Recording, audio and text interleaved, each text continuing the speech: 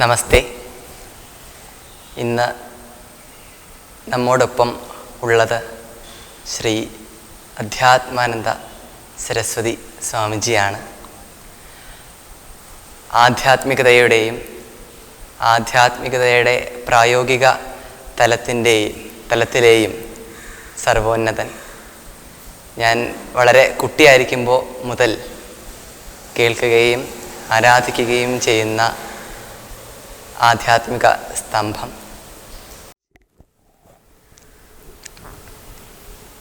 ഈ യുഗത്തിൻ്റെ ക്യാരക്ടറിസ്റ്റിക്സ്, അതിൻ്റെ സ്വഭാവം എടുക്കുകയാണെങ്കിൽ മറ്റുള്ള യുഗങ്ങളിൽ നിന്നും കുറച്ചുകൂടി മോശമാണ്.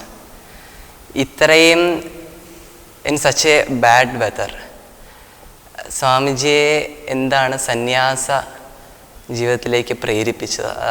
എന്താണ് അങ്ങയുടെ ലക്ഷ്യം? യുഗങ്ങളിൽ മോശം യുഗമാണ് കലിയുഗം എന്ന് നമ്മൾ ലേബൽ ചെയ്യുമ്പോൾ എല്ലാ ലേബലിങ്ങും ഒരു ഭാരമാണ്. യുഗങ്ങൾക്കൊക്കെ അതിൻ്റേതായിട്ടുള്ള സവിശേഷതകളുണ്ട്, ക്യാരക്ടറിസ്റ്റിക്സ് ഉണ്ട്. കലിയുഗത്തെ സംബന്ധിച്ച് എന്തെങ്കിലുമൊക്കെ ദോഷം പറയാനുണ്ടെങ്കിൽ ഒപ്പം തന്നെ അതിന് അതിൻ്റേതായിട്ടുള്ള ഗുണമുണ്ട്. കലിയുഗത്തിൻ്റെ ഏറ്റവും വലിയ പ്രത്യേകതയായിട്ട് പറയുന്നത് നാമജപം കൊണ്ട് എല്ലാം നേടിയെടുക്കാം എന്നുള്ളതാണ്. അപ്പോൾ അതിൻ്റെ ഒരു അഡ്വാൻറ്റേജാണ്. യുഗങ്ങളിൽ കലിയുഗം വളരെ മോശമായതുകൊണ്ട് സന്യാസത്തെ സ്വീകരിച്ചു, അങ്ങനെ ഒരു എസ്കേപ്പിസം അല്ല. എന്തുകൊണ്ട് സന്യസിച്ചു എന്ന് ചോദിച്ചാൽ അത് ഈ ഒരു പ്രയാണത്തിൻ്റെ ഭാഗമായിട്ട് സംഭവിച്ചു എന്നേ പറയാനുള്ളൂ.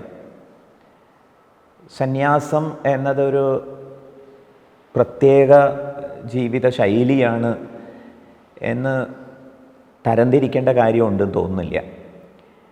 ഭഗവത്ഗീത 6-ാം അധ്യായത്തിൽ ഭഗവാൻ ഗംഭീരമായിട്ടുള്ള ഒരു ഒബ്സർവേഷൻ നടത്തിയിരിക്കുന്നു. ആരാണോ കർമ്മഫലത്തെ ആശ്രയിക്കാതെ കർമ്മം ചെയ്യുന്നത്, അനാശ്രിത്യ കർമ്മഫലം, സന്യാസി യോഗീച്ച, അയാൾ സന്യാസിയാണ്, അയാൾ യോഗിയാണ്. സന്യാസത്തെ സംബന്ധിച്ചിടത്തോളം ചിഹ്നമുണ്ട്. അതുപോലെ തന്നെ എന്താണ് ഒരു ആൾ സന്യാസിയാവുന്നത് കൊണ്ട് അർത്ഥമാക്കുന്നത്, അങ്ങനെയുള്ള ചില സൂക്ഷ്മമായ വസ്തുതകളുണ്ട്. ചിഹ്നം കൊണ്ട് കാവ്യവേഷം ധരിക്കാം, ജട ധരിക്കാം, അല്ലെങ്കിൽ രുദ്രാക്ഷമാല അണിയാം. അങ്ങനെ ഒരാൾ ചിലപ്പോൾ സന്യാസി എന്ന പേരിൽ അറിയപ്പെട്ടേക്കാം. പേരിൽ എന്തിരിക്കുന്നു എന്ന് ചോദിച്ച പോലെ ജ്ഞാനം സന്യാസ ലക്ഷണം. ശരിയായ ലക്ഷണം അറിവ് എന്നുള്ളതാണ്. അപ്പം ആ നിലയിൽ ഒരു ആകർഷണീയത ഉണ്ടായി. അങ്ങനെ ഒരു നദി ഒഴുകുന്നത് പോലെ ജീവിതത്തിൻ്റെ പ്രയാണത്തിൽ ഇപ്പോൾ ഇവിടെ എത്തിച്ചേർന്നിരിക്കുന്നു എന്നേ ഉള്ളൂ. അത് കലിയുഗം മോശമാണ് എന്നുള്ള നിലയ്ക്കല്ല. അഥവാ ഏത് സിറ്റുവേഷനിലും അതിനെ ലേബൽ ചെയ്യുന്നതിന് പകരം അതിലെ സാധ്യത കണ്ടെത്താൻ ഉത്സാഹിക്കുകയാണ് വേണ്ടത്. അതാണ് ഗുരുക്കന്മാരിൽ നിന്ന് ഗ്രഹിച്ചത്. അതുകൊണ്ട് everything is fine, everything is okay എന്നതാണ് തോന്നാറുള്ളത്. Even I sometimes aspire to be a സന്യാസി. ഭഗവത്ഗീത എപ്പോഴും it has emphasised the qualities of കർമ്മ, ജ്ഞാന ആൻഡ് ഭക്തി. ഇന്നത്തെ ജനറേഷൻ്റെ പ്രാക്ടിക്കൽ ലൈഫിൽ അതിന് എത്രത്തോളം പ്രാധാന്യമുണ്ട് സ്വാമിജി? പേഴ്സണാലിറ്റി ഇൻ്റഗ്രേഷനെ കുറിച്ച് പറയും. ഭഗവത്ഗീതയിൽ ആ പ്രയോഗം യുക്തശബ്ദം കൊണ്ടാണ് വ്യക്തമാക്കിയിട്ടുള്ളത്. യുക്തത എന്ന് പറയുന്നത് ശരീര, ഇന്ദ്രിയ, മനോ, ബുദ്ധി, വ്യക്തിത്വങ്ങളെ ഇൻ്റഗ്രേറ്റ് ചെയ്യുന്ന സമയത്ത് സംഭവിക്കുന്നതാണ്. അപ്പോൾ ആ ഒരു ഇൻ്റഗ്രേഷൻ്റെ ഭാഗമായിട്ട് ഒരു കോമൺ ഗോൾ ഉണ്ടായിരിക്കുക, അതിൻ്റെ പ്രാപ്തിക്ക് വേണ്ടി ഓരോ പേഴ്സണാലിറ്റി ലെവലും ഇൻവോൾവ് ആയിരിക്കുക, ഇത് വേണം.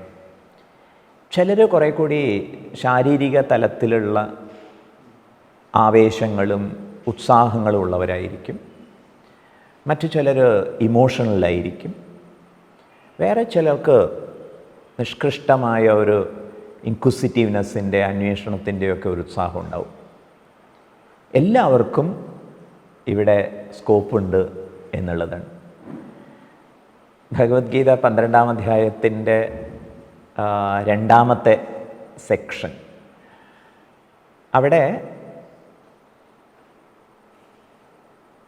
മനസ്സിനെയും ബുദ്ധിയെയും ഭഗവാനിൽ അർപ്പിക്കുന്നതിനെക്കുറിച്ച് പറയുന്നുണ്ട്. മയ്യേവ മന ആധത്സ്വ മയി ബുദ്ധിം നിവേശയ നിവസിഷ്യസി മയ്യേവ അത ഊർധ്വം ന സംശയ. എന്നിൽ മനസ്സും ബുദ്ധിയെ അർപ്പിച്ചു കഴിഞ്ഞാൽ നീ വാസ്തവത്തിൽ എന്നിൽ തന്നെയാണ് വർത്തിക്കുന്നത്. ഇനി അത് സാധ്യമല്ലെങ്കിൽ വിട്ടുപോകരുത്, വേറൊരു ഓപ്ഷൻ തരാം. ഇങ്ങനെ എല്ലാവരെയും അഡ്രസ്സ് ചെയ്യുന്നു എന്നുള്ളതാണ് ആധ്യാത്മികതയുടെ ഒരു പ്രത്യേകത. അതിനെക്കുറിച്ചൊരു ഓൾ ഇൻക്ലൂസീവ്, ഓൾ എംബ്രേസിങ് അപ്രോച്ചാണ് പുലർത്തി പോന്നിട്ടുള്ളത്. ഇന്നത്തെ കാലത്ത് തീർച്ചയായിട്ടും ഓരോ വ്യക്തിത്വത്തിനും അതിൻ്റേതായിട്ടുള്ള പ്രാധാന്യമുണ്ട്. അപ്പോൾ ഒരാൾ എല്ലാ നിലയിലും ഉത്സാഹിക്കേണ്ടതുണ്ട്. ആദ്യം വരുന്നത് കൺവിക്ഷനാണ്. ആ കൺവിക്ഷൻ അനുസരിച്ച് ബോധ്യത്തോട്, അറിവിനോട് വൈകാരികമായിട്ടുള്ള ഒരു അറ്റാച്ച്മെൻറ്റ് വളർത്തിയെടുക്കാൻ സാധിക്കണം. നമുക്ക് തോന്നുന്നത് ഈ വാൽമീകിയ രാമായണത്തിൽ ഏറ്റവും ഉത്തമ ശ്ലോകം എന്ന് പ്രകീർത്തിക്കപ്പെട്ടിട്ടുള്ളത് സുമിത്രാദേവിയുടെ ഒരു ലക്ഷ്മണന് നൽകുന്ന ഉപദേശമാണല്ലോ. അവിടെ ഫാക്റ്റ് എന്നുള്ളതിനേക്കാൾ വൈകാരികമായി ലക്ഷ്മണൻ ഉയർന്ന് ചിന്തിക്കണം എന്നുള്ള പ്രേരണ നൽകുന്നതായിട്ട് കാണാം. കാരണം രാമം ദശരഥം വിധി, രാമൻ എന്നുള്ളത് ജ്യേഷ്ഠനാണെന്നുള്ളതാണ് ഫാക്റ്റ്. പക്ഷേ വൈകാരികമായിട്ടുള്ള ഒരു അടുപ്പവും കമ്മിറ്റ്മെൻറ്റും അതുപോലെ സ്നേഹവും റെസ്പെക്റ്റും ഒക്കെ തോന്നിക്കോട്ടെ, അതുകൊണ്ട് അച്ഛനായിട്ട് കരുതൂ. ഇപ്പോൾ വൈചാരികമായ ഒരു ബോധ്യത്തോട് വൈകാരികമായിട്ടുള്ള ഒരു കണക്ഷൻ അത് നേടിയെടുക്കുക എന്നുള്ളത് പ്രധാനമാണ്. പറയാൻ ഉദ്ദേശിച്ചത് ഇന്നത്തെ കാലത്തും ഏത് ഫീൽഡിലായാലും ശരി ഇൻറ്റഗ്രേഷൻ പ്രധാനമാണ്. ഈ ഇൻറ്റഗ്രേഷനാണ് ഭഗവത്ഗീതയിൽ കർമ്മയോഗമായിട്ടും ഭക്തിയോഗമായിട്ടും ജ്ഞാനയോഗമായിട്ടും ഒക്കെ പ്രകാശിപ്പിച്ചിട്ടുള്ളത്. അവിടെ ഒരു വിഷനുണ്ട്, അവിടെ ഒരു ആക്ഷനുണ്ട്. ഈ വിഷനും ആക്ഷനും ഇടയിൽ ശരിയായ ഡിസിഷൻ മേക്കിംഗ് വേണം. അതിൽ ഇമോഷണലായിട്ടുള്ള ഒരു അറ്റാച്ച്മെൻറ്റും കൂടി വേണം. ഇതൊക്കെയാണ് ഈ ഒരു സമഗ്ര പദ്ധതിയിൽ ഉൾച്ചേർത്തിരിക്കുന്നതെന്നാണ് സ്വാമിയുടെ ഒരു നിരീക്ഷണം. Thank you Swamiji. മതവും റിലീജിയൻ ആൻഡ് റിലീജിയസ് ആക്ട്സ്, അത് വളരെ ചെറിയൊരു കുട്ടി എന്നുള്ള നിലയിൽ അത് മനുഷ്യനും ഈശ്വരനും തമ്മിലുള്ള ഡിസ്റ്റൻസ് ഇത് കൂട്ടിയിട്ടില്ലേ, especially in times like this? മതം എന്ന വാക്കിന് അഭിപ്രായം എന്ന ഒരർത്ഥമുണ്ട്. ഈ അർത്ഥം ഏറ്റവും യോജിക്കുക സെമിറ്റിക് മതങ്ങൾക്കാണ്. അവിടെ അവരെ സംബന്ധിച്ചിടത്തോളം ഒരു മതപ്രബോധകനുണ്ട്, ഒരു ഗ്രന്ഥമുണ്ട്. അവിടെ പറയപ്പെട്ടിട്ടുള്ള അല്ലെങ്കിൽ വ്യക്തമാക്കപ്പെട്ടിട്ടുള്ള ഡിക്ലെയർ ചെയ്യപ്പെട്ടിട്ടുള്ള അഭിപ്രായം ഒന്നുണ്ട്. ആ അഭിപ്രായത്തോട് യോജിക്കുന്നവരൊക്കെ മത അനുയായികളായി വരുന്നു. അങ്ങനെയുള്ള മതത്തിന് തീർച്ചയായിട്ടും അതിൻ്റേതായിട്ടുള്ള അഡ്വാൻറ്റേജസ് ഉണ്ടാവും, ഒപ്പം തന്നെ ലിമിറ്റേഷനുണ്ട്. അതുകൊണ്ട് മതം ആരംഭിക്കാം, പക്ഷേ മതത്തിൽ അവസാനിപ്പിച്ചുകൂടാ. ക്ഷേത്രങ്ങളിൽ ജനിക്കാം, പക്ഷേ ക്ഷേത്രങ്ങളിൽ മരിക്കരുത്. പള്ളിയിൽ ജനിക്കാം, പക്ഷേ പള്ളിയിൽ മരിക്കരുത് എന്ന് പറയും. ഇവിടെയാണ് റിലീജിയസ് അല്ലെങ്കിൽ മത സമ്പ്രദായം അതിനപ്പുറത്ത് താത്വികമായ ദാർശനികമായ ഒരു വസ്തുത പ്രസക്തമാവുന്നത്. ഇപ്പോൾ റിലീജിയൻ എന്ന് പറഞ്ഞ് നിർത്തിക്കൂടാ. തീർച്ചയായിട്ടും റിലീജിയൻ അതിൻ്റേതായിട്ടുള്ള ലിമിറ്റേഷൻസ് ഉണ്ട്. ഓഫ് കോഴ്സ് ഒരു തുടക്കം എന്നുള്ള നിലയ്ക്ക് നമുക്കതിലേക്ക് സ്റ്റെപ്പ് ഇൻ ചെയ്യാം. പക്ഷേ you have to go beyond. അപ്പം അങ്ങനെ വരുന്ന സമയത്ത് ഫിലോസഫിയാണ് അടുത്ത ഒരു സ്റ്റെപ്പ്. സനാതനധർമ്മ വിഷയത്തിൽ ഒട്ടേറെ മതങ്ങളുണ്ട് എന്ന് പറയാം. ഗാണപത്യ മതമുണ്ട്, അതുപോലെ ശാക്തേയ മതമുണ്ട്, വൈഷ്ണവ മതമുണ്ട്, ശൈവ മതമുണ്ട്. പക്ഷേ അതിനപ്പുറത്ത് ഫിലോസഫിയും ഉണ്ട്. ഇപ്പോൾ ഫിലോസഫി എവിടെ മിസ് ചെയ്യുന്നു അവിടെ മതം പലതരത്തിലുള്ള പരിമിതികളും ഏർപ്പെടുത്തി കളയും. അവിടെ വെറും വിശ്വാസത്തിൽ അധിഷ്ഠിതമായി മുന്നേറണം എന്നുള്ള ഒരു നിർബന്ധമുണ്ടാവും. വിശ്വസിക്കൂ എന്ന് പറയുന്നിടത്ത്, വിശ്വസിച്ചില്ലെങ്കിൽ എന്ന് ഭീഷണിപ്പെടുത്തുന്നിടത്ത് തീർച്ചയായിട്ടും പരിമിതി ഉണ്ടാവും. മറിച്ച് യഥേച്ഛസി തഥാ കുരു വിമൃശ്യൈതദശേഷേണ, ഈ പറഞ്ഞതൊക്കെ വേണ്ട തരത്തിൽ വിചാരം ചെയ്ത് മനനം ചെയ്ത് and you can take your own decision എന്ന് അനുവാദം നൽകുന്നതാണ് ശരിയായ ഈശ്വരാന്വേഷണത്തിൻ്റെ പാത. കാരണം ഈശ്വരൻ, ഈ പ്രപഞ്ചത്തിൻ്റെ മുഴുവൻ അധിപനായിട്ടുള്ള ഭരണശ്രേഷ്ഠൻ, ചോദ്യങ്ങളെ ഭയക്കുന്നില്ല, ചോദ്യങ്ങൾക്കൊക്കെയുള്ള ഉത്തരമാണ്. അതുകൊണ്ട് വിശ്വാസ അധിഷ്ഠിതമായ മതചിന്തയ്ക്കപ്പുറത്ത് അന്വേഷണാത്മകമായ താത്വികമായ ഒരു പുരോഗതി ഉണ്ടായിരിക്കണം. ഇല്ലെങ്കിൽ ഈശ്വരൻ ശരിയായ രീതിയിൽ മനസ്സിലാക്കപ്പെടില്ല എന്നുള്ള പരിമിതി തീർച്ചയായിട്ടും ഉണ്ട്. ഈ കാലത്ത് മത അവബോധത്തിന് പകരം മതമാണ് ലോകത്തെ ഭരിക്കുന്നത്. മതമൊരു മതമായിട്ട് മാറുക, ഒരു ആവേശമായിട്ട് മാറുക. അത് വലിയ സങ്കടകരമായിട്ടുള്ള വസ്തുതയാണ്. ശ്രീനാരായണ ഗുരുദേവനെ പോലുള്ളവർ മതസാരം ഏകമാണ് എന്ന് ചൂണ്ടിക്കാണിച്ചിട്ടുണ്ട്. അത് കാഷ്വലായിട്ട് പറയുകയല്ല, മറിച്ച് എല്ലാവരെയും ചിന്തിക്കാൻ പ്രേരിപ്പിച്ചുകൊണ്ടാണ്. അങ്ങനെ ചിന്തിക്കുന്നവരൊക്കെ തീർച്ചയായിട്ടും താത്വികമായൊരു തലത്തിലേക്ക് ഉയരും. അവിടെ മതത്തിൻ്റെ അതിർവരമ്പുകളെ അതിക്രമിക്കും, തീർച്ചയായിട്ടും സംശയമില്ല. അപ്പം മതം തീർച്ചയായിട്ടും ഈശ്വര വിഷയത്തിൽ ഒരു തുടക്കം മാത്രമേ ആവുന്നുള്ളൂ. അതിൻ്റേതായിട്ടുള്ള ലിമിറ്റേഷൻസ് ഉണ്ട്. ഇപ്പോൾ റിലീജിയൻ അപ്പുറത്ത് ഫിലോസഫിയും കൂടി കൺസിഡർ ചെയ്യപ്പെടേണ്ടതാണ്. സ്വാമിജി, നമ്മുടെ സനാതനധർമ്മം അതെങ്ങനെയാണ് ബാക്കി ധർമ്മങ്ങളിൽ നിന്ന്, ഹൗ ഡസ് ഇറ്റ് ഡിഫർ? ഈ വിഷയത്തിൽ ആരാധ്യനായ ചിദാനന്ദപുരി സ്വാമികൾ ഒരു ഗംഭീരമായിട്ടുള്ള എക്സാമ്പിൾ പറയുന്നുണ്ട്. അത് മറ്റ് സങ്കുചിതമായ ചിന്തകൾ പുലർത്തുന്ന വിശ്വാസാധിഷ്ഠിതമായ മതങ്ങൾ ഒരു തോട്ടം പോലെയാണ് എന്ന് പറയും. ഏകവിള തോട്ടം. അവിടെ വിളയൊഴിച്ച് ബാക്കിയൊക്കെ കളയാണ് എന്നുള്ളതാണ് ന്യൂനത. ഇതിൻ്റെ പശ്ചാത്തലത്തിൽ സനാതനധർമ്മത്തെ പരിഗണിക്കുമ്പോൾ അതൊരു വനം പോലെയാണ്. എന്ന് പറഞ്ഞാൽ എല്ലാ വൈവിധ്യങ്ങളെയും അനുവദിക്കുന്നു, അംഗീകരിക്കുന്നു, ആദരിക്കുന്നു. ഭഗവാന്റെ ഒരു പ്രസ്താവന ചൂണ്ടിക്കാണിക്കാറുണ്ട്. യേ യഥാ മാം പ്രപദ്യന്തെ താം തഥൈവ ഭജാമ്യഹം. With what attitude you approach me, I am available in the same way. ഇതുപോലെ സനാതനധർമ്മം എല്ലാറ്റിനെയും അംഗീകരിക്കുന്നു, ആദരിക്കുന്നു. ശ്രീമദ് വിവേകാനന്ദ സ്വാമികളുടെ ഒരു നിരീക്ഷണം പിടിവാശികളെ അതിക്രമിക്കാനുള്ള ആഹ്വാനമാണ്. വിവേകാനന്ദ സ്വാമികൾ പറയുന്നു, ഭൂമിയിൽ നിന്ന് ഒരാൾ സൂര്യൻ്റെ ഛായാചിത്രം പകർത്തിയെടുത്തു. കുറച്ചുകൂടി ഉയരത്തിൽ ചെന്ന് വേറൊരാൾ സൂര്യൻ്റെ ഛായാചിത്രം പകർത്തിയെടുത്തു.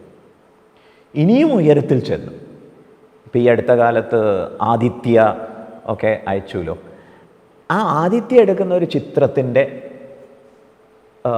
തീർച്ചയായിട്ടും ഭൂമിയിൽ നിന്നെടുത്ത ചിത്രത്തേക്കാൾ വളരെ വ്യത്യസ്തതയുള്ളതായിരിക്കും.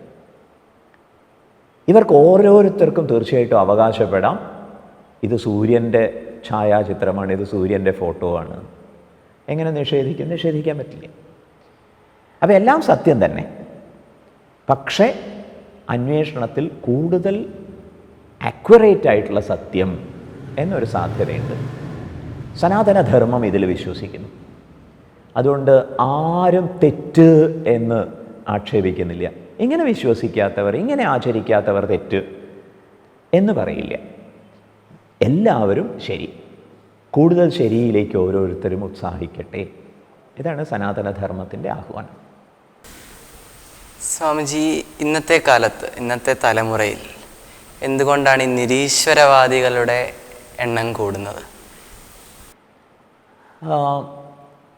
നിങ്ങൾ നിഷേധിക്കുന്ന ഈശ്വരൻ ഏത് എന്ന് ഓരോ നിരീശ്വരവാദിയോടും ചോദിക്കേണ്ടതായിട്ടുണ്ട്. എന്തായാലും ഈശ്വരനില്ല എന്ന് വാദിക്കാൻ ഒരാൾ തൻ്റെ ഇടം കാണിക്കുന്നതിനെ സ്വാമി വളരെ പോസിറ്റീവായിട്ടാണ് നോക്കിക്കാണുന്നത്. There is A possibility. ഏതൊരു ഈശ്വരനെയാണ് നിങ്ങൾ നിഷേധിക്കുന്നത്? എവിടെയോ ഇരുന്നു കൊണ്ട് നമ്മുടെ ഒരു കാർന്നോരെ പോലെ, മരുമക്കത്തായ സമ്പ്രദായത്തിലൊക്കെ കാർന്നോര് എന്ന് പറഞ്ഞു കഴിഞ്ഞാൽ കർക്കശ സ്വഭാവക്കാരൻ, എന്നിട്ട് തെറ്റുകൾക്കൊക്കെ ശിക്ഷ വിധിക്കുന്നു, ശരിയെ പ്രോത്സാഹിപ്പിക്കുന്നു. ഇങ്ങനെ എവിടെയോ ഇരുന്നു കൊണ്ട് എല്ലാവരെയും വിധിക്കുകയും ശപിക്കുകയും അനുഗ്രഹിക്കുകയും ഒക്കെ ചെയ്യുന്ന വ്യക്തിവിശേഷമായിട്ട് ഈശ്വരനെ കരുതുന്നുണ്ടെങ്കിൽ, ആരാധിക്കുന്നുണ്ടെങ്കിൽ, ആ ഈശ്വരൻ ചോദ്യം ചെയ്യപ്പെടേണ്ടത് തന്നെയാണ്. മിക്കവാറും നിരീശ്വരവാദികളെന്ന് അവകാശപ്പെടുന്നവർ ഇങ്ങനെയുള്ള ഈശ്വരന്മാരെയാണ് ചോദ്യം ചെയ്യുന്നത്. അത് വലിയൊരു സാധ്യതയാണ്. ഈശ്വരൻ എന്ന പദത്തിന് സംസ്കൃതത്തിൻ്റെ ആ ഒരു ധാതു പ്രയോഗം പരിഗണിച്ച് പരിശോധിക്കുന്ന സമയത്ത് ഭരണശ്രേഷ്ഠൻ എന്നർത്ഥം വരും. ഈട്ട് എന്ന് പറഞ്ഞാൽ ഭരിക്കുക എന്നാണ് അർത്ഥം. അപ്പോൾ ഈശ്വരൻ ഭരണശ്രേഷ്ഠനാണ്. അങ്ങനെ ഒരു ഭരണശ്രേഷ്ഠനെ നമുക്ക് നിഷേധിക്കാൻ പറ്റുമോ? ഇപ്പം നിരീശ്വരവാദികളോട് നമ്മൾ ചോദിക്കും, നിങ്ങൾ ഏതൊരു ഈശ്വരനെയാണ് നിഷേധിച്ചത്? അപ്പോൾ അവർ പറയും, രാഗദ്വേഷയുക്തനായ, ലൈക്സ് ആൻഡ് ഡിസ്ലൈക്സ് പുലർത്തുന്ന ഒരു ഈശ്വരനെ, വിധിക്കുകയും ശപിക്കുകയും അനുഗ്രഹിക്കുകയൊക്കെ ചെയ്യുന്ന ഈശ്വരനെ. അങ്ങനെ ഒരു ഈശ്വരൻ യുക്തി രഹിതനാകുന്നു. അങ്ങനെ ഒരു ഈശ്വരനെ കൽപ്പിക്കുന്നതിൽ യുക്തിയില്ല. തീർച്ചയായിട്ടും അത് ശരിയാണ്.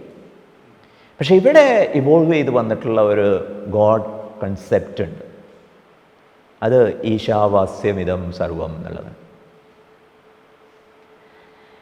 ഈശാവാസ്യമിതം സർവം എന്നുള്ളതിനെ ശങ്കരാചാര്യർ വ്യാഖ്യാനിച്ചിരിക്കുന്നത് ആച്ഛാദനീയം. വാസ്യം എന്ന് പറഞ്ഞാൽ ആച്ഛാദനീയം, ഇറ്റ് ഷുഡ് ബി കവേർഡ് എന്നാണ്. അങ്ങനെ വ്യാഖ്യാനിക്കുന്നതിന് അതിൻ്റേതായിട്ടുള്ള പ്രത്യേകതകളുണ്ട്. അതിൻ്റെ വിശദാംശത്തിലേക്ക് പോകുന്നില്ല. ചുരുക്കത്തിൽ നമുക്ക് ലളിതമായി കേൾക്കുമ്പോൾ ഈശാവാസ്യമിതം സർവം, എല്ലാം ഈശ്വരനാൽ വ്യാപിക്കപ്പെട്ടിരിക്കുന്നു എന്ന ബോധ്യം ഉണ്ടാവുമല്ലോ. അതിലേക്ക് തന്നെയാണ് എത്തിച്ചേരുക ചർച്ച. ഇവിടെ ഈശ്വരനെ നിഷേധിക്കുന്നവർ ആക്ഷേപിക്കുന്ന ഈശ്വരൻ ഏതാണ്? ഈശ്വരൻ ഒന്നേ ഉള്ളൂ എന്ന് സ്ഥാപിക്കുന്ന ഈശ്വരനെ അവർ നിഷേധിക്കുന്നു. എന്നാൽ ഈശ്വരൻ ഒന്നേ ഉള്ളൂ എന്ന പ്രയോഗമുണ്ട്. അവിടെ അനീശ്വരമായി തള്ളാൻ ഒന്നുമില്ല. എല്ലാം ഈശ്വരനാണ്. അതെങ്ങനെ എല്ലാം ഈശ്വരനാകും? ഇല്ലാത്ത മായയിടും ഉല്ലാസമൊന്നും അറിവല്ലാതെയിൽ അനിലനും കല്ലാഴിയും കനലുമല്ലാതെ ശൂന്യമതും എല്ലാം ഒരാദി അറിവാം. ജനനി നവരത്നമഞ്ജരി സ്തോത്രത്തിൽ ശ്രീനാരായണ ഗുരുദേവൻ പാടി തന്നിരിക്കുക. whatever we see and experience, they are only the expressions of one and ultimate truth. അതുകൊണ്ട് എല്ലാം ഈശ്വരനാണ്. പൂജ്യ ഗുരുദേവ് ചിന്മയാനന്ദ സ്വാമിജിയോട് ഗുരുദേവ് ഒരു പ്രത്യേക മൂഡിലായിരുന്നു. ആ സമയത്ത് ഒരു ലേഡി, ഫോറിൻ ലേഡി, ഒരു മരം ചൂണ്ടിക്കാണിച്ചിട്ട് ചോദിച്ചു, Swamiji what is this, what kind of tree എന്നുള്ള അർത്ഥത്തിലാണ് അവർ ചോദിച്ചത്. ഗുരുദേവ് ആ ഒരു മൂഡിലായതുകൊണ്ട് ഗുരുദേവ് പറഞ്ഞു, existence in the form of a tree. It is applicable to anything and everything. എല്ലാം അൾട്ടിമേറ്റ്ലി എക്സിസ്റ്റൻസ് ആണ്. അതിൻ്റെ വേരിയസ് എക്സ്പ്രഷൻസ് ആണ് ഇവിടെ അവൈലബിൾ ആയിട്ടുള്ളത്. എന്ന് പറഞ്ഞാൽ എന്താ അർത്ഥം? ഇതിൽ ഓരോന്നിനെയും തിരഞ്ഞു ചെന്നാൽ ഒന്നൊന്നായി എണ്ണി എണ്ണി തൊട്ടെണ്ണും പൊരുളൊടുങ്ങിയാൽ നിന്നിടും ദൃക്കുപോലുള്ളം നിന്നിലസ്പന്ദമാകണം. ഓരോന്നും ഇതെന്ത് എന്ന് അന്വേഷിച്ച് പോയാൽ, ഇപ്പോൾ സയൻസ് അത് വളരെ സുഗമമാക്കി തന്നിരിക്കുന്നു. ഇതൊക്കെ ആറ്റംസ് ആണ്, ഇലക്ട്രോൺ, പ്രോട്ടോൺ, ന്യൂട്രോൺ ആണ്, ഇങ്ങനെ പറഞ്ഞിട്ട് എവ്രിതിങ് ഈസ് എനർജി. പക്ഷേ വൺ സ്റ്റെപ്പ് എഹെഡ്, അത് എനർജിക്ക് തിരിച്ചറിവില്ല, അത് ഇനേർട്ടാണ്. So there is a consciousness behind. And each and everything is only expression of that substratum or that consciousness. ഇങ്ങനെ ഒരു ഈശ്വര സങ്കല്പമാണ് നമ്മുടെ ആചാര്യന്മാർ പറഞ്ഞു വെച്ചിരിക്കുന്നത്. അതിനോട് വിരോധിക്കാൻ ആർക്കും സാധിക്കില്ല. അപ്പം നിരീശ്വരവാദത്തെ നമുക്ക് തീർച്ചയായിട്ടും പ്രോത്സാഹിപ്പിക്കാം. അത് കുറച്ചു കാലം കഴിയുമ്പോൾ ഈ ഒരു ബോധ്യത്തിൽ എത്തിച്ചേരും, സംശയമില്ല. ശ്രീരാമകൃഷ്ണപരമഹംസർ ഒരു നിരീശ്വരവാദിയെ നമസ്കരിച്ചു എന്നാണ്. അപ്പോൾ ഡിവോട്ടീസിൻ്റെ ഇടയിൽ വലിയ കൺഫ്യൂഷനായി. അങ്ങനെ നിരീശ്വരവാദിയല്ലേ? ഇതൊക്കെ കണ്ടിട്ട് ഇതിൻ്റെ പിറകിലൊരു ഈശ്വരനില്ല എന്ന് പറയാൻ കഴിയുന്ന ധൈര്യത്തെ ഞാൻ നമസ്കരിക്കുന്നു. അങ്ങനെ അയാളെ കൊണ്ട് പറയിപ്പിച്ച ഈശ്വരനെ ഞാൻ നമസ്കരിക്കുന്നു. അപ്പോൾ തീർച്ചയായിട്ടും നിരീശ്വരവാദി നമ്മെ വിരോധിക്കുന്നില്ല. അതുകൊണ്ട് അദ്വൈതി പറയും തൈര എന്ന വിരുദ്ധ്യതേ, അതിനാൽ ഞങ്ങൾ വിരോധിക്കപ്പെടുന്നില്ല. ഞാനിപ്പോൾ വിദ്യാലയത്തിൽ നിന്നാണ് വരുന്നത് സ്വാമിജി. ഗുരു സാക്ഷാത് പരബ്രഹ്മം. ഇന്നത്തെ കാലത്ത് അധ്യാപകനും ശിഷ്യനും ആ പഴയ സമ്പ്രദായങ്ങളിൽ നിന്ന് വളരെയേറെ ഇവരിൻ ദ മൈൻഡ് സെറ്റ് അത് മാറിയിരിക്കുന്നു. Both in the point of view of the teacher and the student. അതെന്തുകൊണ്ടാണ് സ്വാമിജി? ഗുരുശിഷ്യ ബന്ധത്തിൻ്റെ പാവനത്വം അത് പരമ്പരാഗതമായി ഒഴുകിയെത്തേണ്ടതാണ്. ഒരു തമാശ ഓർമ്മ വരുന്നത്, സിഗരറ്റ് വലിച്ചുകൊണ്ടിരിക്കുകയായിരുന്നു സ്റ്റുഡൻറ്റ്. അപ്പോൾ മാഷ് എതിർവശത്ത് നിന്ന് വരുമ്പോൾ ഇയാൾ വേഗത മാറ്റി പിടിച്ചു. അപ്പോൾ തൊട്ടടുത്ത് നിൽക്കുന്ന ഫ്രണ്ട് ചോദിച്ചു, എന്ത് പറ്റി? മാഷ് വരുന്നു. അതിനെന്താന്ന്? അല്ല പിന്നെ അയാൾക്കും വേണ്ടി വരും. യഥാ ഗുരുഹു തഥാ ശിഷ്യ. പരമ്പരാഗതമായി ഗുരു പാലിക്കേണ്ട മൂല്യങ്ങൾ അത് പാലിക്കുമ്പോഴേ ശിഷ്യൻ പാലിക്കേണ്ട മൂല്യങ്ങൾ പാലിക്കാൻ ഉത്സാഹമുള്ളവനാവുള്ളൂ. അപ്പോൾ ഈ ഒരു പ്രവാഹത്തിന് ഭംഗം നേരിട്ടിട്ടുണ്ട്. ഏത് പ്രവാഹത്തിനും ഭംഗം നേരിടുക, ധാർമ്മികമായിട്ടുള്ള മൂല്യങ്ങളുടെ പ്രയാണത്തിൽ ഭംഗം നേരിടുക അല്ലെങ്കിൽ ഗ്ലാനി സംഭവിക്കുക എങ്ങനെയാണ്? ഭഗവത്ഗീതയിൽ പറഞ്ഞിട്ടുള്ളത് സകാലേനേഹ മഹത യോഗ നഷ്ട. ധർമ്മഗ്ലാനിയെ സംബന്ധിച്ച് ഭഗവത്ഗീത 4-ാം അധ്യായത്തിൽ പറയുന്നു, മഹത്തായ കാലപ്രവാഹത്തിൽ സംഭവിച്ചതാണ്. ഭാഷ്യകാരനായ ശങ്കര ഭഗവത്പാദരാകട്ടെ അതിൻ്റെ കാരണം ചൂണ്ടിക്കാണിച്ചിരിക്കുന്നത് അനുഷ്ഠാതൃണാം കാമോദ്ഭവാത് എന്നതാണ്. അനുസരിക്കുന്നവരിൽ കാമം പെരുകിയപ്പോൾ മൂല്യം തഴയപ്പെട്ടു, അല്ലെങ്കിൽ മൂല്യത്തിന് മങ്ങലേറ്റു. കാമം ഒരു തെറ്റൊന്നുമല്ല. കാമത്തെക്കുറിച്ച് ഭഗവത്ഗീത പറയുന്നത് ധർമ്മ അവിരുദ്ധോ ഭൂതേഷു കാമോസ്മി ഭരതർഷഭ. ധർമ്മത്തിന് വിരോധമാവരുതേ ഉള്ളൂ. അർത്ഥവും കാമവും ഒക്കെ സ്വീകാര്യം തന്നെ, പക്ഷെ അത് ധർമ്മത്തിന് വിരോധമാവരുത്. ധർമ്മം എന്ന് പറഞ്ഞാൽ ലളിതമായ അർത്ഥത്തിൽ പ്രപഞ്ചത്തിൻ്റെ പോഷണത്തിനും വളർച്ചയ്ക്കും വികാസത്തിനുമൊക്കെ സഹായകമായത്, അതാണ് ധർമ്മം. അതിന് വിരുദ്ധമായ കാമം ഒരാളിൽ വളരുമ്പോൾ അയാൾ മൂല്യത്തിൽ നിന്ന് വ്യതിചലിക്കും. ഇങ്ങനെയാണ് മൂല്യച്യുതി ഉണ്ടാവുന്നത്. ലളിതമായ ഒരു ഉദാഹരണം പറയുകയാണെങ്കിൽ, അന്തിത്തിരി കൊളുത്തുക എന്നുള്ളത് ഒരു പരമ്പരാഗതമായി വന്ന ഒരു മൂല്യജീവിതത്തിൻ്റെ ലക്ഷണമാണ്. അത് കൊളുത്തി വയ്ക്കുന്നതിന് പകരം വൈദ്യുതി ദീപങ്ങൾ പോലും ഓഫാക്കുന്നതാണ് സന്ധ്യാനേരത്ത് സൗകര്യം. എന്താ കാരണം? സന്ധ്യാനേരത്ത് പല സീരിയലുകളും കാണാനുണ്ട്. അപ്പം അത് കാണണമെന്നുള്ള ആഗ്രഹം ജനിക്കുമ്പോൾ ഈ മൂല്യജീവിതം തഴയപ്പെടുന്നു. ഇങ്ങനെ ഒരു ടീച്ചർ അല്ലെങ്കിൽ ഒരു ഗുരു അഹേതുക ദയാസിന്ധു ആവേണ്ടവനാണ്. കാരണമില്ലാത്ത കാരുണ്യത്തിൻ്റെ കടൽ. അപ്പം അവിടെ സങ്കുചിത താല്പര്യങ്ങൾ പലതും വരുമ്പോൾ, സങ്കുചിത താല്പര്യം തെറ്റല്ല, പക്ഷേ പലപ്പോഴും ഒരാളുടെ താൽക്കാലിക താല്പര്യം അയാളുടെ തന്നെ ദീർഘകാലിക താല്പര്യത്തിന് വിരുദ്ധവും. അതിനെയാണ് ധർമ്മവിരുദ്ധം എന്ന് പറയുന്നത്. അതായത് മറ്റുള്ളവരുടെ കാര്യത്തിൽ മാത്രമല്ല, നമ്മുടെ സ്വന്തം കാര്യത്തിലും ധർമ്മവിരുദ്ധമായ കാമം എന്ന് പറയുന്നത് ഇമ്മീഡിയറ്റ് ഗ്രാറ്റിഫിക്കേഷന് വേണ്ടി ചെയ്യുന്നതൊക്കെ ധർമ്മവിരുദ്ധമായിരിക്കുന്നുള്ളത്. അപ്പോൾ ഗുരു ആ ഒരു സ്റ്റേറ്റസിൽ നിന്ന് താണുപോയി. സ്വാഭാവികമായിട്ടും ശിഷ്യനിലും അത് സംഭവിക്കും. അപ്പോൾ ആ ഒരു പരമ്പരാഗത മൂല്യങ്ങളൊക്കെ എസ്റ്റാബ്ലിഷ് ചെയ്യണമെങ്കിൽ തീർച്ചയായിട്ടും ഒരു ഇടപെടൽ ആവശ്യമായിട്ട് വരും. അങ്ങനെയാണ് ഭഗവാൻ അർജുനനിലൂടെ ഒരു ഇടപെടൽ നടത്തിയത്. വീണ്ടും കാലം പോയപ്പോൾ വീണ്ടും ഭംഗം വന്നിട്ടുണ്ട്. അങ്ങനെ ഒരു കാലത്താണ് ഇപ്പോൾ നമ്മൾ നിൽക്കുന്നത് എന്നുള്ളതാണ് വിഷമം. ഇവിടെ ഗുരുവിന് റീത്ത് സമർപ്പിച്ചു, അതുപോലെ ഗുരുവിൻ്റെ കസേര കത്തിച്ചു കളഞ്ഞു. ഇങ്ങനെയൊക്കെയുള്ള പ്രവണതകളുണ്ട്. ഇതിനെയൊന്നും നമുക്ക് ശപിക്കണ്ട, മറിച്ച് ഇതിൻ്റെയൊക്കെ ഉത്തരവാദിത്വം നമുക്കും ഏറ്റെടുക്കാം. ഈ പാരമ്പര്യ പ്രയാണത്തിൽ എവിടെയോ തടസ്സം വന്നു പോയിട്ടുണ്ട്. അപ്പോൾ ആ ഒരു ഫ്ലോ റീ എസ്റ്റാബ്ലിഷ് ചെയ്യുന്നതിന് വാട്ട് വി ക്യാൻ കോൺട്രിബ്യൂട്ട് എന്നുള്ള നിലയിൽ ആലോചിക്കാം.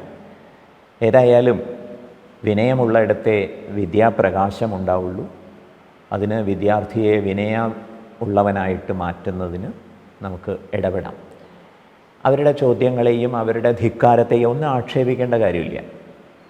ഗുരുദേവ് ചിന്മയാനന്ദ സ്വാമിജി പറയുന്നത് ദേ ആർ നോട്ട് കെയർലെസ് എന്നാണ്, ദേ ആർ നോട്ട് യൂസ്ലെസ് എന്നാണ്. They are careless, they are useless. Let us give the care they want. ഇന്നത്തെ എഡ്യൂക്കേഷണൽ സിസ്റ്റം, ഞാൻ ആ എഡ്യൂക്കേഷണൽ സിസ്റ്റം തന്നെയാണ് പഠിക്കുന്നതെങ്കിലും I am very much against it. പക്ഷേ പഠിച്ചാലേ വഴിയുള്ളൂ. പക്ഷേ എപ്പോഴും എനിക്ക് ഒരു ചിന്ത വരുന്നത്, നമ്മളുടെ പണ്ട് പഠിച്ചുകൊണ്ടിരുന്ന വൈദിക ശാസ്ത്രങ്ങളാണെങ്കിലും നമ്മളുടെ ഭാരതത്തിൻ്റെ ശാസ്ത്രങ്ങളാണെങ്കിലും അതിൻ്റെ ഇല്ലായ്മ അത് എൻ്റെ തലമുറയെ വളരെയേറെ ബാധിച്ചിട്ടുണ്ടെന്നാണ് എനിക്ക് തോന്നുന്നത്. Also education is nothing without character. അപ്പോൾ അങ്ങനെയുള്ള ശാസ്ത്രങ്ങൾ പഠിക്കാതിരിക്കുന്നതിലൂടെ ക്യാരക്ടർ എത്രത്തോളം അഫക്റ്റഡ് ആയിട്ടുണ്ട്?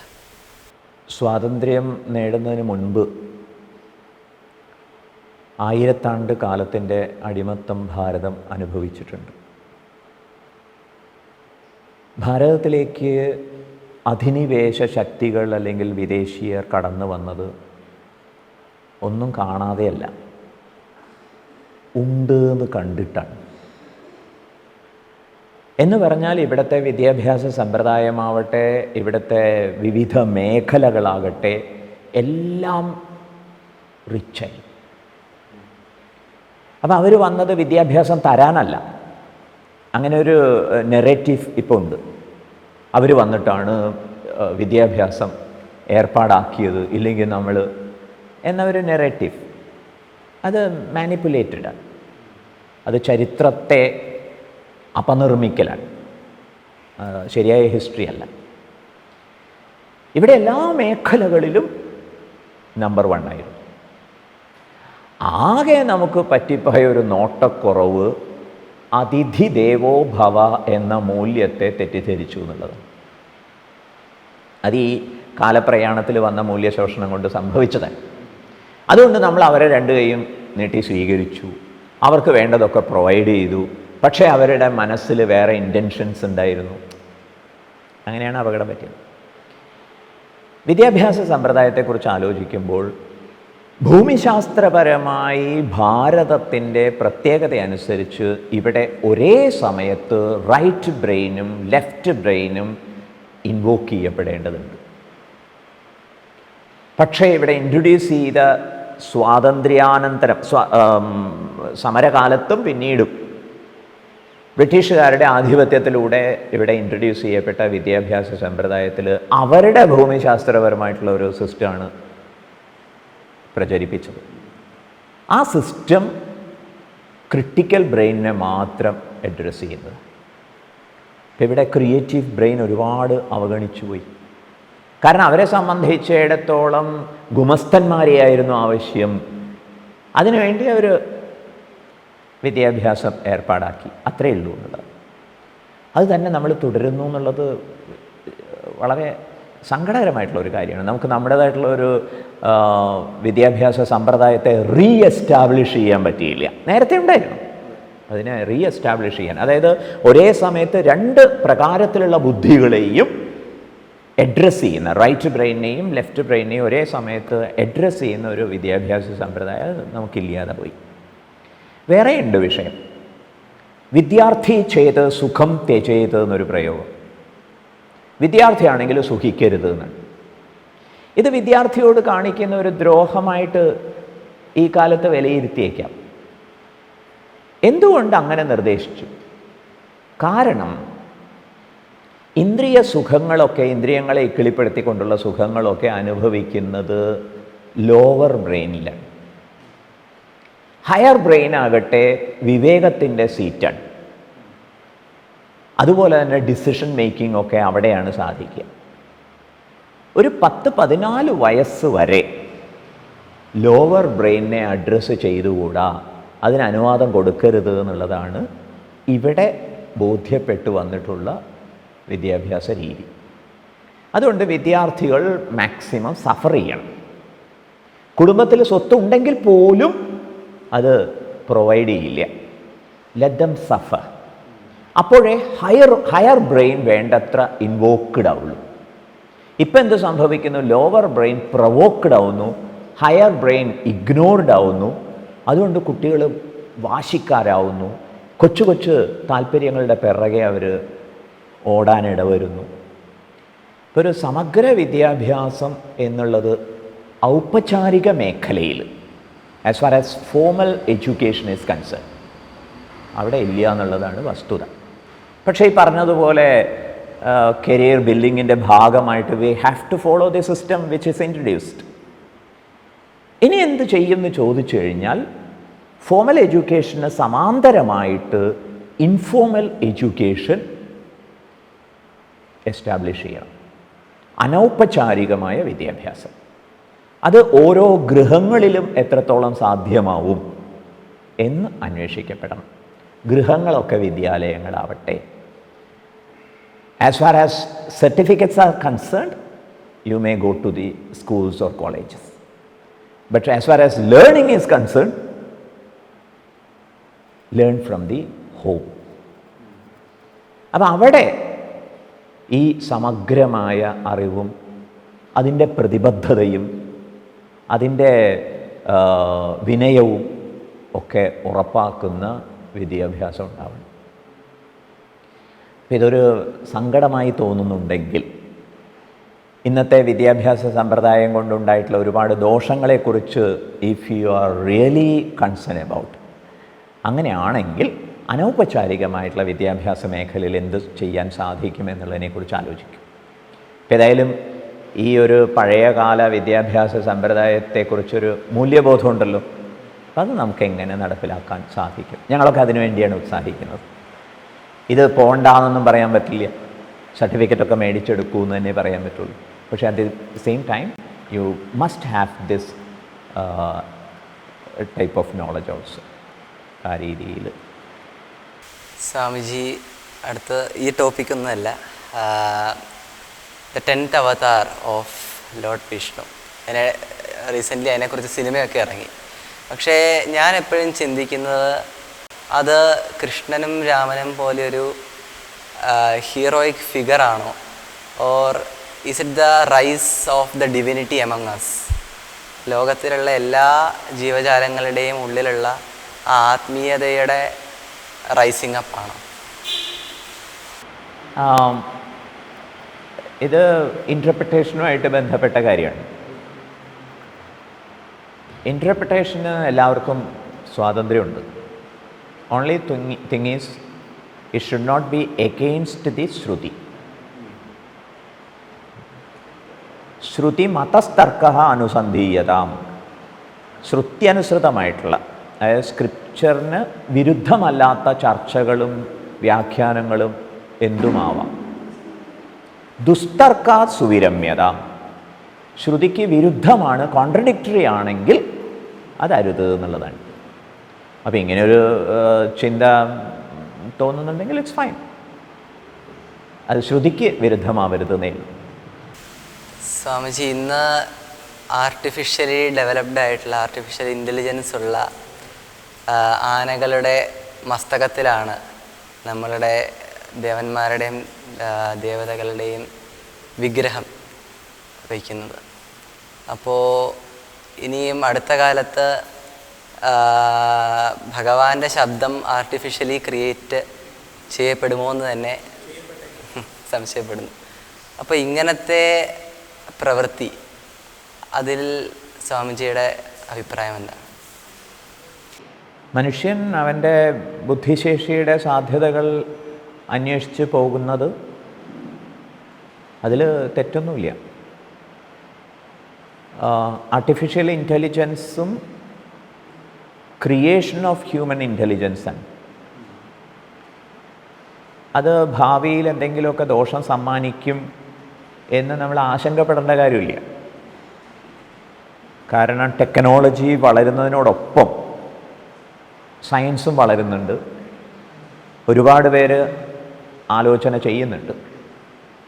പക്ഷെ അവിടെ ഒരു കമ്പാഷൻ നഷ്ടമാവുകയാണെങ്കിൽ അത് ലോകത്തിന് ഭീഷണിയാവും. അതുകൊണ്ട് അനുകമ്പ ഉണർത്താനും കൂടി ഒരു പദ്ധതി ഉണ്ടായിരിക്കണം. ടെക്നോളജി വളരുന്നതോടൊപ്പം ഫിലോസഫിയും വ്യാഖ്യാനിക്കപ്പെടുകയും വളരുകയും വേണം. അത് ഉറപ്പാക്കി കഴിഞ്ഞാൽ അപകടമൊന്നുമില്ല.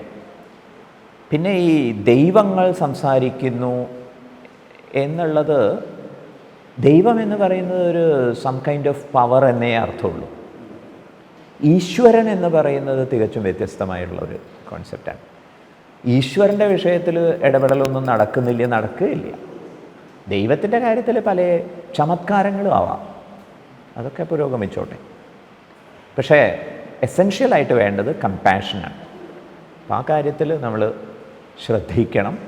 ഇല്ലെങ്കിൽ ലോകം ഒരു ആരുടെയൊക്കെയോ കയ്യിലെ ചട്ടുകമായിട്ട് പോകാൻ സാധ്യതയുണ്ട്. അതുകൊണ്ട് ഒരുപാട് പേർക്ക് ബുദ്ധിമുട്ടുണ്ടാവും. പക്ഷേ തീർച്ചയായിട്ടും അതിനനുസരിച്ച് ഒരു അവതാരം ഉരുത്തിരിഞ്ഞു വരികയൊക്കെ ചെയ്യും.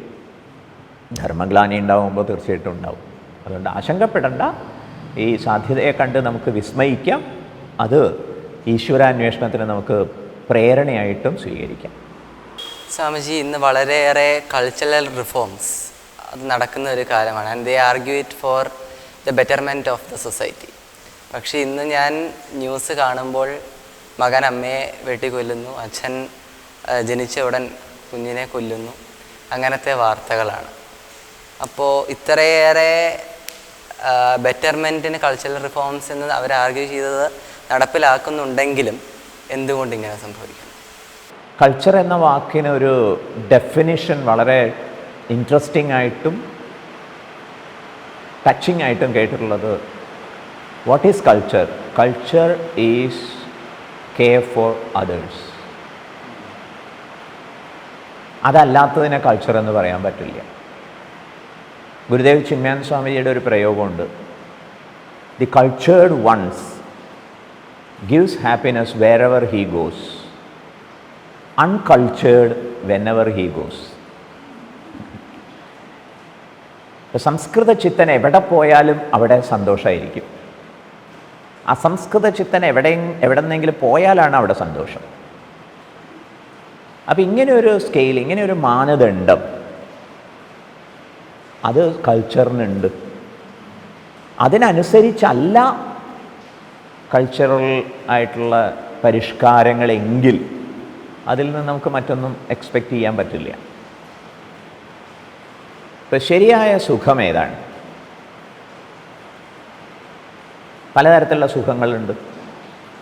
ഭഗവത്ഗീത ചർച്ച ചെയ്യുന്നിടത്ത്, സുഖത്തിൻ്റെ വിഷയത്തിൽ ചർച്ച ചെയ്യുന്ന സമയത്ത് ചൂണ്ടിക്കാണിക്കുന്നു, ആരംഭത്തിൽ അമൃതമായിട്ട് തോന്നാം, പിന്നീട് വിഷമായിട്ട് പരിണമിക്കും. അങ്ങനെയുള്ള സുഖമുണ്ട്. ഇനി ചിലതാകട്ടെ തുടക്കത്തിൽ ബുദ്ധിമുട്ടായിട്ട് തോന്നാം, പിന്നീട് ഹൃദ്യമായിട്ട് അനുഭവപ്പെട്ടേക്കാം. ആദ്യം കഴിക്കും, പിന്നെ മധുരിക്കും. ഇതുപോലെ ഉത്തമമായ ഒരു സുഖസങ്കല്പത്തെക്കുറിച്ച് ഭഗവത്ഗീത പറഞ്ഞു തരുന്നത് അഭ്യാസാത് രമതേ യത്ര. അഭ്യാസമുണ്ടെങ്കിൽ മാത്രം നിങ്ങൾക്ക് ആരംഭിക്കാൻ സാധിക്കുന്നത്. ഉദാഹരണമായിട്ട് ക്ലാസിക്കലായിട്ടുള്ള കാര്യങ്ങൾ, ഒരു ക്ലാസിക്കൽ ഫോംസ്, അത് സംഗീതമായാലും ശരി, കഥകളിയായാലും ശരി, ഇങ്ങനെയുള്ള പല വിഭവങ്ങളും ആസ്വദിക്കണമെങ്കിൽ you required some sort of practice. ഇതാണ് ശരിയായ കൾച്ചർ. അല്ലാതെ നൃത്തത്തിൻ്റെ പേരിൽ ശരീരഭാഗങ്ങൾ കുലുക്കുന്നത് കൾച്ചറാവില്ല. അവിടെ കെയർ ഫോർ അതേഴ്സ് എന്നുള്ള ഒരു കോൺസെപ്റ്റ് ഇല്ല, കമ്പാഷൻ ഇല്ല. മറിച്ചൊരു ക്ലാസിക്കൽ ഐറ്റത്തിൽ അതൊക്കെ ഇൻഹറൻ്റാണ്. അപ്പം ഇന്ന് അവകാശപ്പെടുന്ന പലതും ഒരു ശരിയായ ഉദ്ഗ്രഥനമാണെന്ന് കരുതാൻ വയ്യ. മറിച്ച് ഈ ബേസിക് കോൺസെപ്റ്റ്സൊക്കെ അതിൽ ഉൾക്കൊണ്ടിരിക്കണം, എങ്കിലേ അത് പ്രതീക്ഷയ്ക്ക് വക നൽകുന്നുള്ളൂ. അപ്പോൾ ഇന്നത്തെ കൾച്ചറാണെന്ന് പറയാൻ പറ്റില്ല. അവിടെ കെയർ ഫോർ അതേഴ്സ് ഇല്ല, കമ്പാഷൻ ഇല്ല. അങ്ങേക്ക് ഭാവി തലമുറയോട് എന്താണ് പങ്കുവയ്ക്കാനുള്ളത്?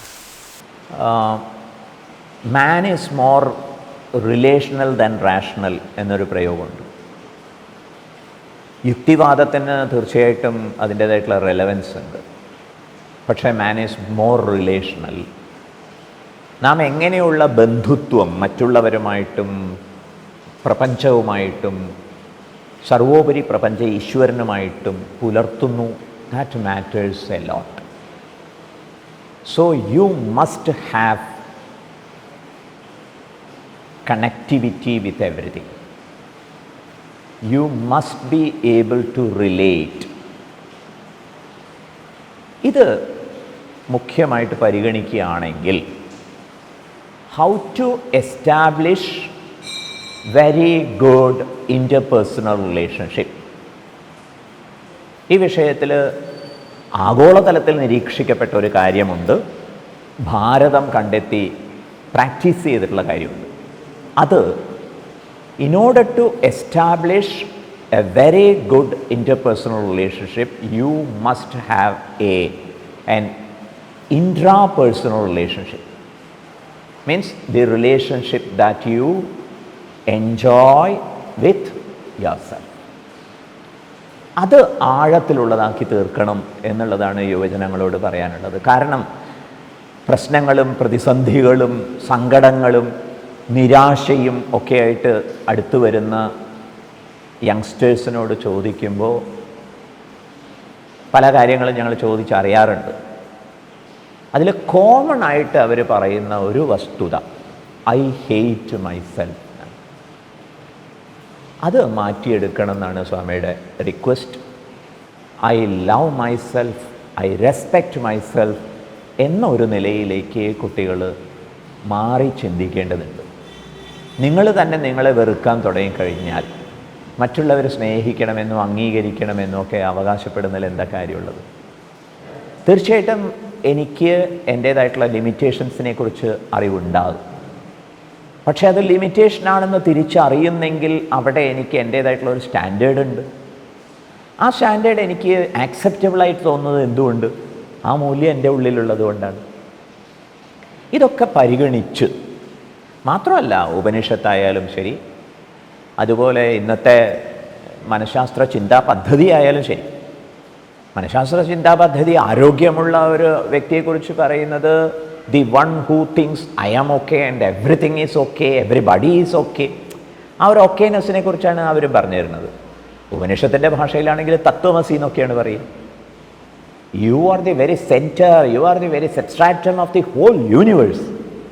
ആ ഒരു അറിവിലേക്ക് ഉയരാൻ യു മസ്റ്റ് ഡെഡിക്കേറ്റ് ദിവസവും കുറച്ച് നേരം അതിനുവേണ്ടി ഉത്സാഹിക്കണം. അതിന് വേരിയസ് ടിപ്സ് ആർ അവൈലബിൾ. അപ്പോൾ ഏതെങ്കിലുമൊക്കെ ചിലത് സ്വീകരിച്ച് ദിവസവും കുറച്ച് നേരം സെൽഫ് ഡയലോഗിങ്, ഞാൻ എന്നോട് സംവദിക്കുന്ന ഒരു കോൺവെർസേഷൻ, അത് വളർത്തിക്കൊണ്ടുവരണം. തീർച്ചയായിട്ടും അതിന് ഗൈഡൻസ് നമുക്ക് നേടാവുന്നതാണ്. എന്തായാലും instead of saying I hate myself, I must love and respect myself. ഈ ഒരു ക്വാണ്ടം ജമ്പ്, പാരഡിം ഷിഫ്റ്റ്, അതാണ് വേണ്ടതെന്നാണ് അഭിപ്രായം. ആധ്യാത്മികതയുടെ പ്രായോഗിക വിചിന്തനത്തിൻ്റെ നെക്ടർ അത് അബ്സോർബ് ചെയ്യുകയും അതിനെ റേഡിയേറ്റ് ചെയ്യുകയും ചെയ്യുന്ന ശ്രീ അധ്യാത്മാനന്ദ സരസ്വതി സ്വാമിജിയാണ് ഇത്രയും നേരം നമ്മോട് സംവദിച്ചത്. വളരെ നന്ദി സ്വാമിജി. നമസ്തേ.